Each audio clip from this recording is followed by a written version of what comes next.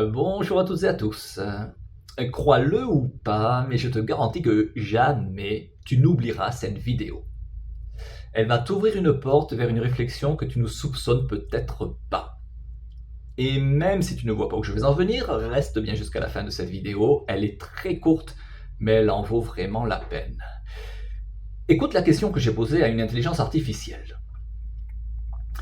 Est-ce qu'il serait possible de vivre normalement dans une ville comme New York pendant 24 heures si les poussières et micrométéorites n'étaient pas détruites par le bouclier atmosphérique? Mettons de côté l'impossibilité de vivre sans oxygène. Réponse directe, non. Pourquoi ce serait impossible même sur 24 heures? Les micrométéorites arrivent entre 72 000 et 252 000 km/h. À ces vitesses, même un grain de poussière a l'énergie d'une balle tirée d'un fusil. Sans atmosphère pour les freiner ou les vaporiser, elle frapperait le sol à pleine vitesse. Selon la NASA, la Terre reçoit chaque jour 40 à 100 tonnes de poussière et micrométéorites. Sans atmosphère, cela devient des millions d'impacts par seconde répartis sur la planète, dont des milliers par seconde sur une ville comme New York. Chaque impact est minuscule, mais perforant. Vitrage instantanément criblé, pulvérisé. Voiture, carrosserie perforée, pneus éventrés, pare-brise explosés. Bâtiment, façade érodée, fenêtres détruites, toiture trouée.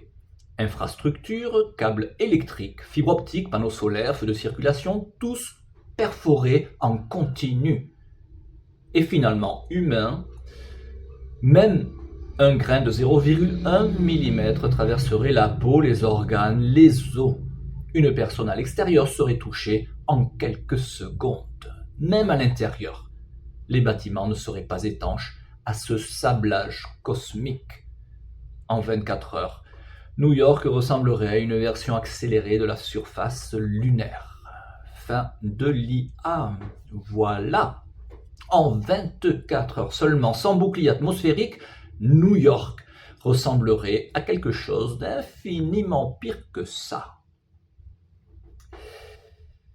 Je tenais donc au travers de cette vidéo à rendre un vibrant hommage et saluer l'incroyable courage des différents astronautes qui se succèdent depuis plus de 26 ans, et non pas seulement 24 heures, mais 26 ans, dans la station spatiale internationale sans aucun bouclier atmosphérique pour les protéger. New York rasé en moins de 24 heures, mais la station spatiale internationale qui se tortillant dans l'espace depuis 26 ans afin d'éviter, j'imagine, les milliards de micrométéorites. Hommage à ces astronautes qui, à chaque seconde, peuvent voir leur vie basculer et qui parviennent malgré tout à conserver une joie et une bonne humeur qui nous fait tous rêver. Ils font des pirouettes dans l'air, font voler leurs pizzas, se déguisent en gorilles pour voler derrière leurs petits camarades. Et Thomas, range ta chambre. Regarde, elle s'est encore électrocutée. Encore une fois, saluons leur courage. Ce sont des braves, mes amis. Par contre, méfiez-vous de cet animal. Le bulquet. J'ai enfin réussi à me procurer une photo. Le bulquet de la famille des Bulquémidés. Ce surprenant croisement qu'ont réussi à obtenir la coalition Bill Gates, Monsanto, Elon Musk, BlackRock sous la supervision du club Bilderberg et du Forum économique de Davos. Le bulquet, l'animal au cerveau d'un bulot, qui répète tout ce qu'il entend, comme un perroquet. Si vous vous souvenez l'avoir aperçu dans un quelconque miroir, ne restez pas sans rien faire. S'il vous plaît, agissez. Comme disent les Catalans, forza al canuto, force au canon, donne tout ce que t'as. Pour l'instant, malheureusement, mes amis, pas encore de vaccin contre la bulkétite aiguë, qui est la seule et unique véritable pandémie mondiale. Je vous fais de gros bisous. Merci pour votre écoute et je vous dis à très bientôt.